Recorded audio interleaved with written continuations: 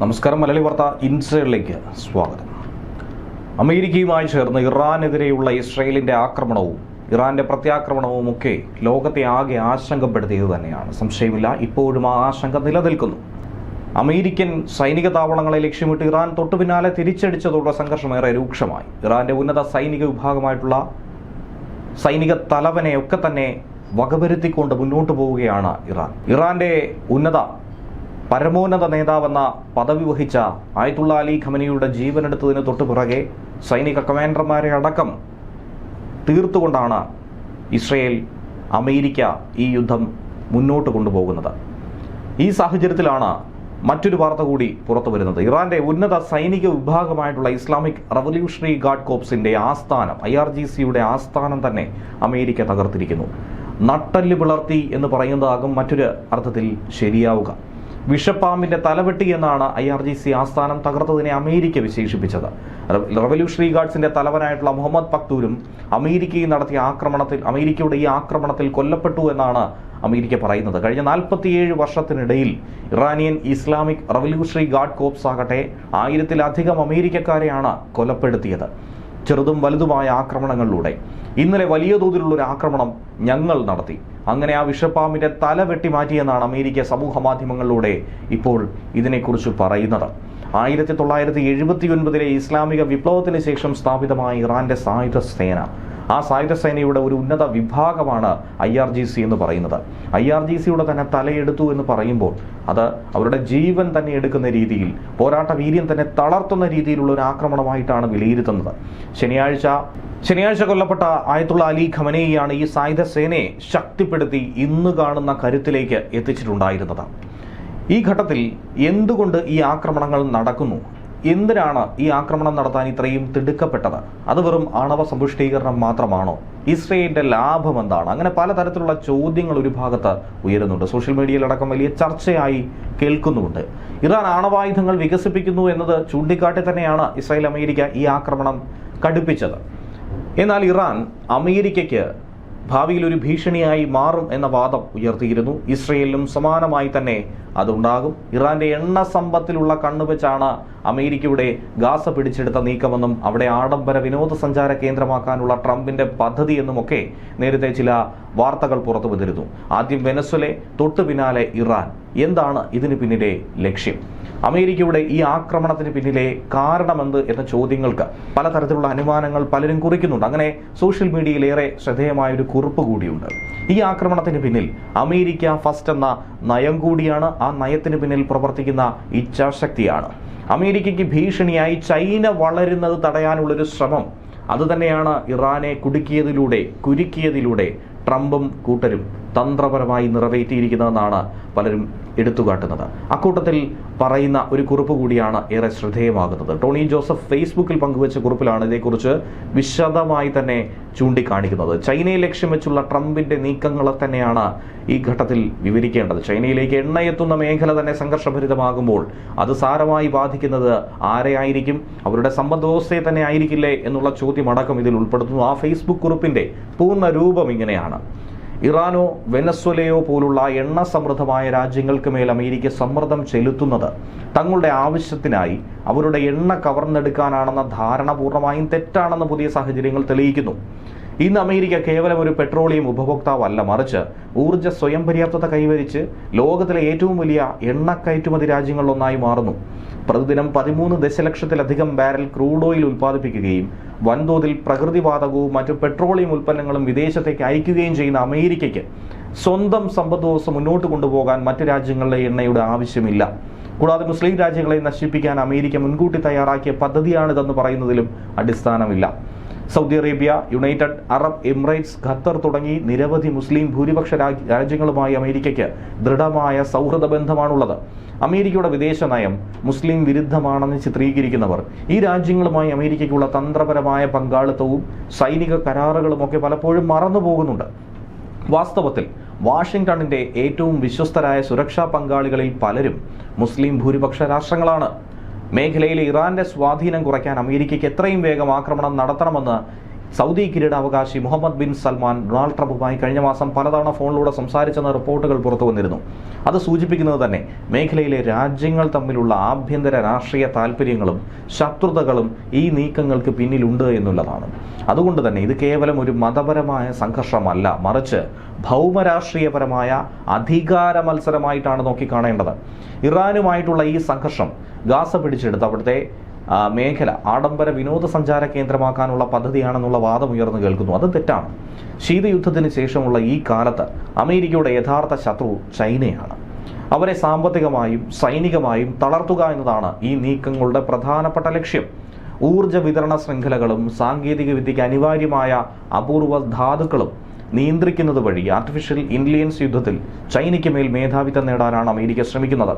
എണ്ണ കൈക്കലാക്കുന്നതിനേക്കാൾ ആഗോള ഊർജ്ജ പ്രവാഹത്തെയും ലോജിസ്റ്റിക് ശൃംഖലയെയും നിയന്ത്രിക്കാനാണ് അമേരിക്കൻ തന്ത്രം മുൻഗണന നൽകുന്നത്. പ്രസിഡന്റ് ഡൊണാൾഡ് ട്രംപിന്റെ പ്രസംഗങ്ങളും സമൂഹ മാധ്യമ പോസ്റ്റുകളും സൂക്ഷ്മമായി പരിശോധിച്ചാൽ അമേരിക്കയുടെ ഈ അമേരിക്ക ഫസ്റ്റ് നയവും ചൈനയെ ലക്ഷ്യം വെച്ചുള്ള നീക്കങ്ങളും വ്യക്തമായി മനസ്സിലാക്കാം. ശത്രുവിന്റെ സൈന്യത്തെ നേരിട്ട് നശിപ്പിക്കാൻ സാധിച്ചില്ലെങ്കിലും അവരുടെ വിതരണ ശൃംഖല തകർത്താൽ യുദ്ധത്തിൽ വിജയിക്കാം. ഇത് ചരിത്രം പഠിപ്പിക്കുന്നതാണ്. പണ്ട് BC 332 അലക്സാണ്ടർ ചക്രവർത്തി ഫിനീഷ്യൻ നഗരമായിട്ടുള്ള ടയർ ആക്രമിച്ചപ്പോൾ അതൊരു ദ്വീപായതുകൊണ്ട് കീഴടക്കുക പ്രയാസമായിരുന്നു. നേരിട്ടുള്ള യുദ്ധത്തിന് പകരം അദ്ദേഹം കരയിൽ നിന്നും ദ്വീപിലേക്ക് കടലിലൂടെ ഒരു കൂറ്റൻ അണക്കെട്ട് നിർമ്മിച്ചു. ഇതിലൂടെ ടയറിലേക്കുള്ള കപ്പൽ പാതകൾ തടഞ്ഞ് നഗരത്തിലേക്കുള്ള ഭക്ഷണവും വെള്ളവും മുട്ടിച്ചു.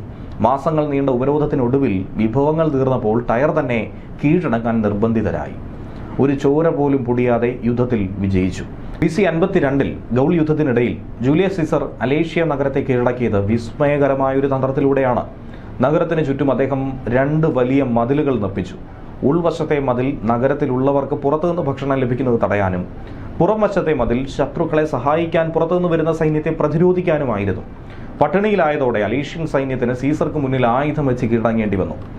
1598 ജപ്പാനെതിരായിട്ടുള്ള ഇംജിൻ യുദ്ധത്തിൽ കൊറിയൻ അഡ്മിറൽ ഈ സുൻ സിൻ നേടിയ വിജയം ലോജിസ്റ്റിക്സ് തകർത്തതിന്റെ മികച്ച ഉദാഹരണമാണ്. വിഭവങ്ങളെ തകർത്ത് അത്തരത്തിൽ വിജയം കൈവരിക്കുക. ജപ്പാൻ സൈന്യം കൊറിയൻ കരപ്രദേശങ്ങളിൽ മുന്നേറിക്കൊണ്ടിരുന്നപ്പോൾ കടലിൽ വെച്ച് അവരുടെ വിതരണ കപ്പലുകളെ അദ്ദേഹം തകർത്തു. സൈനികർക്ക് ആവശ്യമായ ആയുധങ്ങളും ഭക്ഷണവും കടൽ മാർഗം എത്തുന്നത് തടഞ്ഞതോടെ ജാപ്പനീസ് സൈന്യം ദുർബലമാവുകയും പിൻവാങ്ങാൻ നിർബന്ധിതരാവുകയും ചെയ്തു. യുദ്ധത്തിൽ വിജയിച്ചാലും വിതരണ ശൃംഖല തകർന്നാൽ പരാജയം ഉറപ്പെന്ന നെപ്പോളിയന്റെ റഷ്യൻ മുന്നേറ്റം തന്നെ തെളിയിക്കുന്നു. 1812 റഷ്യ ആക്രമിച്ച നെപ്പോളിയന്റെ കൂറ്റൻ സൈന്യത്തിന് മുന്നിൽ റഷ്യൻ സൈന്യം പിൻവാങ്ങുന്നതിനിടയിൽ റഷ്യക്കാർ സ്വന്തം കൃഷിയിടങ്ങളിലും ഭക്ഷണ സംഭരണശാലകളും വീടുകളും തീയിട്ട് നശിപ്പിച്ചു. നെപ്പോളിയന്റെ സൈന്യത്തിന് അവിടെ ഭക്ഷണവും അഭയവും കിട്ടാതായി. ഒടുവിൽ വിതരണ ശൃംഖല അങ്ങനെ പൂർണ്ണമായി തകർന്നു. റഷ്യയിലെ കഠിനമായ മഞ്ഞുകാലം നേരിടാൻ കഴിയാതെ വന്നതോടെ നെപ്പോളിയന്റെ സൈന്യത്തിന്റെ ഭൂരിഭാഗവും നശിച്ചു. ഇന്ന് ചൈന ലോകത്തിലെ ഏറ്റവും വലിയ എണ്ണ ഇറക്കുമതി രാജ്യമാണ്. അവർക്ക് പ്രതിദിനം 11 മുതൽ 12 ദശലക്ഷം വരെ ബാരൽ എണ്ണ ആവശ്യമാണ്. ചൈന ഉപയോഗിക്കുന്ന എണ്ണയുടെ 70% വിദേശത്ത് നിന്നും വരുന്നു. അതുകൊണ്ട് എണ്ണ ലഭിക്കുന്ന സ്രോതസ്സുകൾ മാത്രമല്ല, അതെത്തിക്കുന്ന കടൽപാതകളും ചൈനയുടെ അതിജീവനത്തിന് അനിവാര്യമായിട്ടുള്ള ഘടകമാണ്. അതിലെടുത്ത് പറയേണ്ടത് വെനസ്വേല, ഇറാൻ, റഷ്യ തുടങ്ങിയ രാജ്യങ്ങളിൽ നിന്നുള്ള എണ്ണ വിതരണം. പനാമ കനാൽ, ഹോർമുസ് കടലിടുക്ക് തുടങ്ങിയ എണ്ണപ്പാതകളെ ബാധിക്കുന്ന അമേരിക്കയുടെ നീക്കങ്ങളൊക്കെ തന്നെ ചൈനയുടെ ഊർജ്ജ വ്യാവസായിക വിതരണ ശൃംഖലയെ തകർക്കാനുള്ള പദ്ധതിയുടെ ഭാഗമാണ്. പനാമ കനാൽ ആഗോള വ്യാപാരത്തിന്റെ 5% കൈകാര്യം ചെയ്യുന്ന പ്രധാന കപ്പൽപാത. ഇതിൽ പകുതിയിലധികവും ചൈനീസ് കയറ്റുമതിയെ ആശ്രയിക്കുന്ന ഏഷ്യ US ഈസ്റ്റ് കോസ്റ്റ് റൂട്ടാണ്. ചൈന പനാമ കനാൽ നേരിട്ട് നിയന്ത്രിക്കുന്നില്ലെങ്കിലും ചൈനീസ് കമ്പനികൾ അവിടെയുള്ള പ്രവർത്തനങ്ങളിലും സമീപത്തെ തുറമുഖങ്ങളിലും വൻതോതിൽ നിക്ഷേപം നടത്തിയിട്ടുണ്ട്. എന്നാൽ ഡൊണാൾഡ് ട്രംപിന്റെ 2ാം ഭരണകാലത്ത് പനാമയിലെ അമേരിക്കൻ സ്വാധീനം വർദ്ധിച്ചു. ഇത് കനാലിലെ പ്രവർത്തനങ്ങളിലും ചൈനീസ് നിക്ഷേപങ്ങളിലുമൊക്കെ സമ്മർദ്ദം ചെലുത്തിയിട്ടുണ്ട്. അതിന്റെ ഫലമായി ചൈനയുടെ വിതരണ ശൃംഖലയിൽ ഉടനീളം ചരക്ക് നീക്കത്തിൽ കാലതാമസവും ചെലവും വർദ്ധിച്ചു. ഉപരോധം മറികടന്ന് വെനസ്വേലയുടെ എണ്ണ കയറ്റുമതിയുടെ 60 മുതൽ 70% വരെ വാങ്ങിയിരുന്നത് ചൈനയായിരുന്നു. അതിനുവേണ്ടി ചൈന ഷാഡോ ഫ്ലീറ്റുകൾ ഉപയോഗിച്ചിരുന്നു. ഇത് തടയാൻ അമേരിക്ക ശ്രമിച്ചെങ്കിലും പൂർണ്ണമായി വിജയിച്ചില്ല.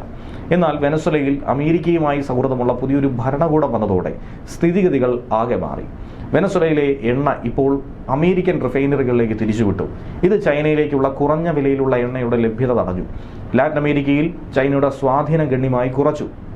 ഇറാൻ ഉൽപ്പാദിപ്പിക്കുന്ന എണ്ണയുടെ 90% വാങ്ങിയിരുന്നത് ചൈനയാണ്. എന്നാൽ യുദ്ധ സാഹചര്യത്തിൽ ഇത്തരം എണ്ണ കൈമാറ്റങ്ങൾ സുരക്ഷിതമോ സുസ്ഥിരമോ അല്ല.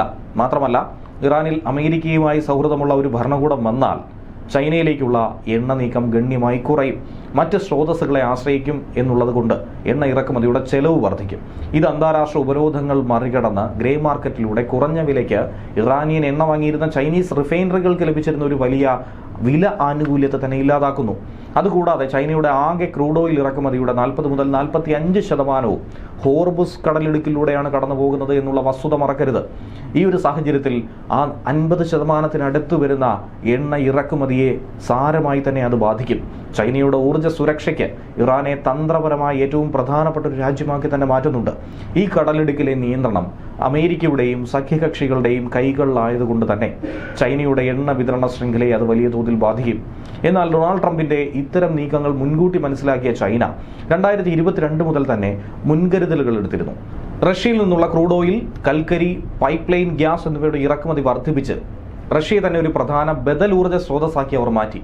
നിലവിൽ ചൈനയുടെ വൈദ്യുതി ഉൽപ്പാദനത്തിന്റെ 60% കൽക്കരി അടിസ്ഥാനമാക്കിയുള്ളതാണ്. ഇതിനാവശ്യമായിട്ടുള്ള കൽക്കരിയുടെ 20% അത് റഷ്യയാണ് നൽകുന്നത്. ആർട്ടിഫിഷ്യൽ ഇന്റലിജൻസ് യുഗത്തിൽ വ്യവസായങ്ങൾക്ക് വിശ്വസനീയവും വില കുറഞ്ഞതുമായിട്ടുള്ള വൈദ്യുതി അനിവാര്യമാണ്. ചൈനയുടെ ആഗോള പെട്രോളിയം വിതരണ ശൃംഖല നിയന്ത്രിച്ചതിന് ശേഷം റഷ്യയെ ഊർജ്ജ പിന്തുണയിൽ നിന്ന് അകറ്റാനും ചൈനയിലേക്കുള്ള കൽക്കരി വിതരണ ശൃംഖലയിൽ നേരിട്ടുള്ള നിയന്ത്രണം സ്ഥാപിക്കാനും അമേരിക്ക ഇപ്പോൾ തുടങ്ങുന്നു. അതുകൊണ്ട് തന്നെ ചൈനയിലേക്കുള്ള കൽക്കരി വിതരണത്തിന്റെ നിർണായക ഭാഗങ്ങൾ നിയന്ത്രിക്കാനും അതുവഴി ബീജിംഗിന്റെ വൈദ്യുതി ഉൽപ്പാദനത്തെ നേരിട്ട് സ്വാധീനിക്കാനും അമേരിക്ക, റഷ്യ ഉൾപ്പെടുന്ന ഏഷ്യ, യൂറോപ്പ് ഭൂപ്രദേശങ്ങൾ കൂടുതൽ സജീവമാകും. അതുകൂടാതെ സാങ്കേതിക വിദ്യയ്ക്ക് അനിവാര്യമായിട്ടുള്ള വൻതോതിലുള്ള അപൂർവ ഭൂമിധാതുക്കൾ, റെയർ എർത്ത് എലമെന്റ്സ് ഗ്രീൻലൻഡിലുണ്ട്. ചൈന ഇവിടെ സ്വാധീനം ഉറപ്പിക്കാൻ ശ്രമിക്കുന്നത് തടഞ്ഞുകൊണ്ട് ഇവ നിയന്ത്രണത്തിലാക്കി വികസിപ്പിച്ചെടുത്താൽ ഈ വിപണിയിലുള്ള ചൈനയുടെ കുത്തക തകർക്കാൻ തന്നെ അമേരിക്ക കഴിയും. അതുകൊണ്ട് തന്നെയാണ് ഗ്രീൻലൻഡിനെ ട്രംപ് കണ്ടുവച്ചിരിക്കുന്നത്. ഗ്രീൻലൻഡിലെ ധാതു ഖനന മേഖലയിൽ സ്വാധീനം ഉറപ്പിക്കാനുള്ള അമേരിക്കയുടെ നീക്കങ്ങൾക്ക് ഈ ലക്ഷ്യത്തിന് കൂടുതൽ കരുത്തു പകരാൻ വേണ്ടി തന്നെയാണ് ഇത്തരം തന്ത്രപരമായ കുതന്ത്രങ്ങൾ പയറ്റി മുന്നോട്ട് പോകുന്നത്. ഇന്ത്യ, ചൈന, റഷ്യ ബ്രിക്സ് കൂട്ടായ്മയിലെ സ്ഥാപക അംഗങ്ങളാണെങ്കിൽ പോലും നിലവിലെ ഭൗമ രാഷ്ട്രീയ സാഹചര്യത്തിൽ അമേരിക്കയുമായി ചേർന്ന് പ്രവർത്തിക്കുന്ന ഒരു രാജ്യമായി ഇന്ത്യ മാറുന്നു. പ്രതിരോധ സാങ്കേതിക ബന്ധങ്ങൾ ശക്തിപ്പെടുത്താൻ പ്രധാനമന്ത്രി നരേന്ദ്രമോദി ഇസ്രയേലിലേക്ക് നടത്തിയ സന്ദർശനം, ക്വാഡ് വഴിയുള്ള വാഷിംഗ്ടണുമായിട്ടുള്ള ആഴത്തിലുള്ള തന്ത്രപരമായ സഹകരണവുമൊക്കെ ഇതിന് വ്യക്തമായൊരു തെളിവ് കൂടിയാണ്. അമേരിക്കയുമായിട്ടുള്ള പുതിയ വ്യാപാര കരാറിന്റെ ഭാഗമായി കുറഞ്ഞ വിലയ്ക്ക് ലഭിക്കുന്ന റഷ്യൻ എണ്ണയുടെ ഇറക്കുമതി ഇന്ത്യ എന്തായിരുന്നാലും ഘട്ടം ഘട്ടമായി നിർത്തലാക്കും. ഇന്ത്യയുടെ ഈ നിലപാട് ആദർശപരമായതിനേക്കാൾ പ്രായോഗികമാണ്. കാരണം ഊർജ്ജ വിതരണ ശൃംഖലകളെ വൈവിധ്യവൽക്കരിക്കാനും ഭൗമരാഷ്ട്രീയ അപകട സാധ്യതകളെ നേരിടാനും ഒരൊറ്റ ശക്തിയെയും പൂർണ്ണമായി ഇന്ത്യ ആശ്രയിക്കുന്നില്ല എന്നുള്ള സന്ദേശം നൽകാനും ഒക്കെ തന്നെ ഇന്ത്യ ശ്രദ്ധിക്കുന്നു.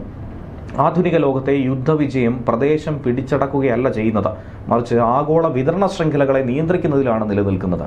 പ്രാദേശിക വിജയമല്ല അനിവാര്യമായിട്ടുള്ളത്. പ്രധാന വ്യാപാര പാതകളെ നിയന്ത്രിക്കുന്നത്, ശത്രുക്കളുടെ ഈ കയറ്റുമതി ഇറക്കുമതി ലോജിസ്റ്റിക് പ്രവർത്തനങ്ങൾ ദുഷ്കരമാക്കുന്നത്, അവരുടെ ഉൽപ്പാദന ചെലവ് വർദ്ധിപ്പിക്കുന്നത്, ഭൂമിശാസ്ത്രപരമായിട്ടുള്ള നേട്ടങ്ങളെ ചൂഷണം ചെയ്യുന്നത്, ഇതിലൊക്കെ തന്നെയാണ് അവർ വിജയം കൊയ്യുന്നത്. യുദ്ധത്തിലും ബിസിനസ്സിലും ഭൗമരാഷ്ട്രീയത്തിലും ലോജിസ്റ്റിക്സ് കേവലം ഒരു സഹായ പ്രവർത്തനം മാത്രമല്ല, അതുതന്നെയാണ് അതൊരു സുപ്രധാന തന്ത്രം കൂടിയാണെന്ന് കൂടി ഇക്കൂട്ടത്തിൽ കുറിക്കുകയാണ്. ന്യൂസ് ഡെസ്ക് മലയാളി വാർത്ത ഇൻസ്റ്റിറ്റ്യൂട്ട്.